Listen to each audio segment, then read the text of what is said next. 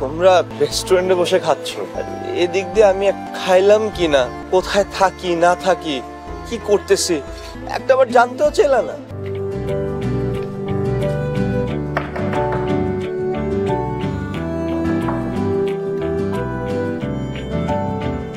তুমি কিছু বলবেন আপনি?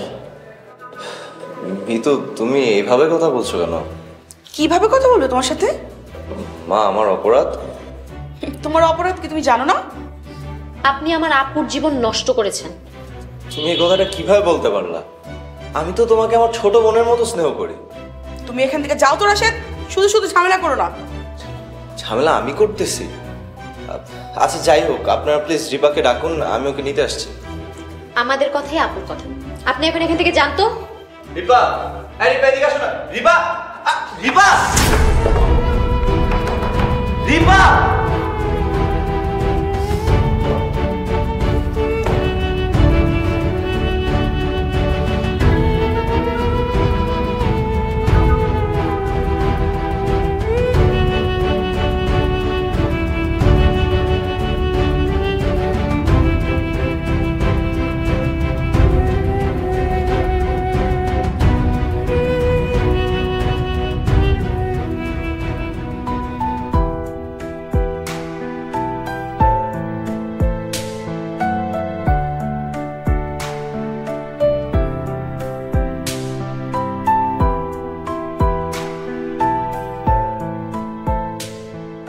রিবা, আমি তোমাকে এতক্ষণ ধরে ফোন দিচ্ছিলাম, তুমি ফোন ধরো নাই কেন?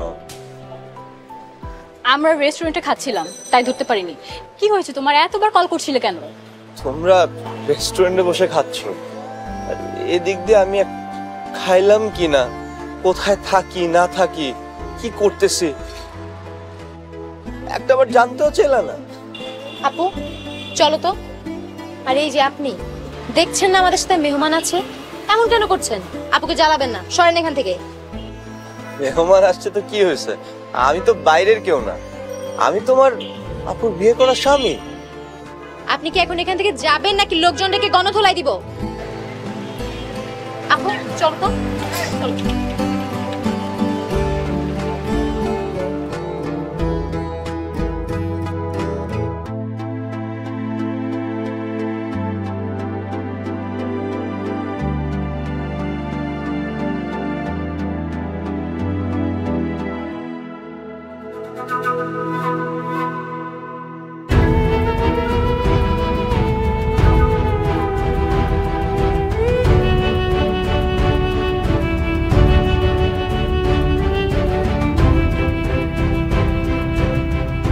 ব্যাপার আছে?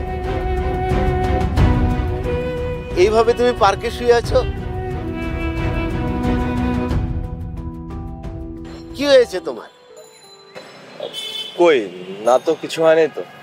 নোংরা জামা কাপড় পরে রাস্তার লোকেদের মতন পার্কে শুয়ে আছো, তারপরে বলছো কিছু হয়নি তোমার?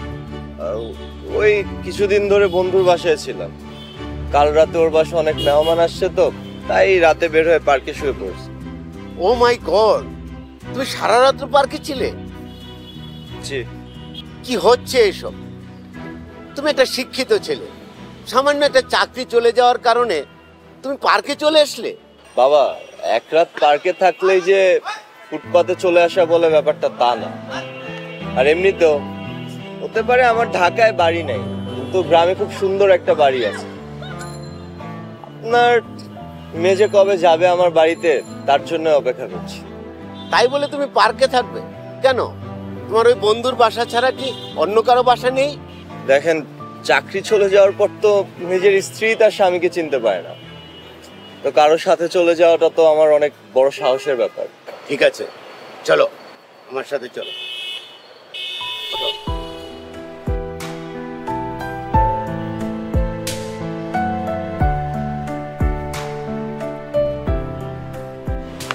কি তোমার পায়ে কি হয়েছে? ও তেমন কিছু না, চলে না।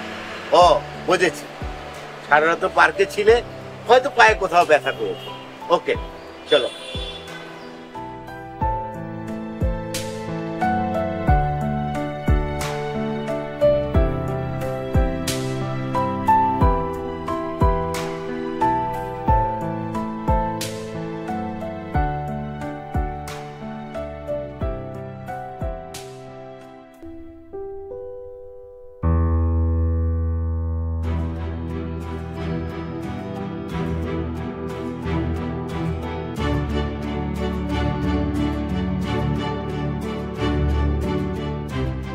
ব্যাপার?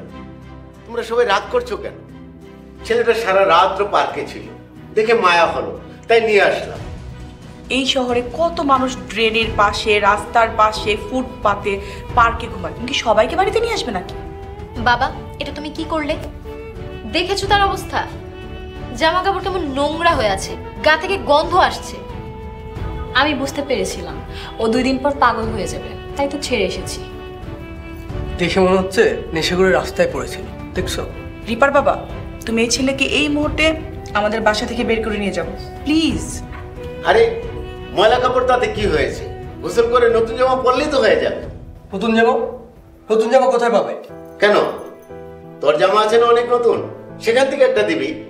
দেখো বাবা, আমার প্রত্যেকটা জামা কাপড় ব্র্যান্ডেড। আমি আমার জামা কাপড় কারোর সাথে শেয়ার করতে পারবো না। এমন করিস না বাবা। রাশেদ, তুমি সবুজের ঘরে গিয়ে গোসল করে আসো, তারপরে একসাথে নাস্তা করব, পরে তুমি ঘুমিয়ে পড়বে। বাবা, এটা কিন্তু একটু বেশি বেশি হয়ে যাচ্ছে। আমার রুমে আমি যে কাউকে ঢুকতে দেই না, তুমি এটা খুব ভালো করে জানো। রাশেদ, তুমি ওই রুমটাতে যাও। যদিও রুমটা আমাদের কাজের লোকের, ওরা তো আর দিনের বেলা ঘুমায় না, তাতে তোমার কোনো সমস্যা হবে না। যাও।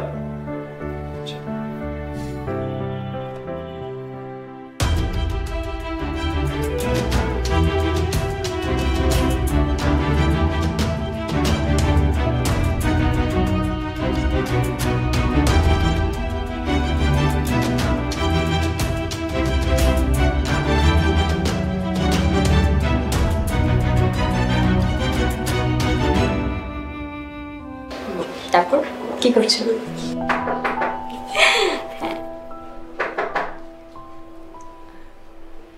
একটু হোল্ড করো তো। কে? আমি বলছিলাম, আসবো?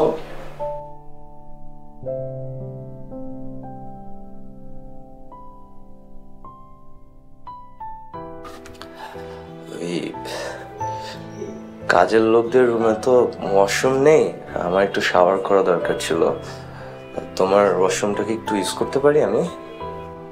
ফাইজলামি করেন? হ্যাঁ, আমরা আমাদের ওয়াশরুম কারোর সাথে শেয়ার করি না, ওকে? আচ্ছা, কোনো সমস্যা নেই। ওই বলতে যাচ্ছিলাম যে আমি তো সারাদিন ঘুমাইছিলাম, কেউ আমাকে খাওয়ার জন্য ডাক দেয়নি। খুব খিদা লাগছে তো, যদি তোমার আপুকে একটু বলতা আমাকে এসে একটু খাবার দিত। আমার আপু না এই বাসার কাজের লোক না।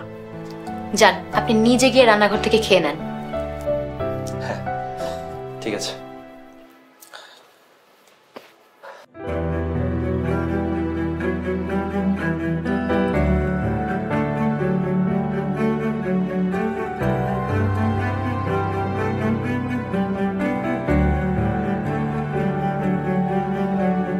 পচে যাওয়া দু চোখে না নেই আজ কোনো আশা, তিলে তিলে অবহেলা, মরে যায় ভালোবাসা।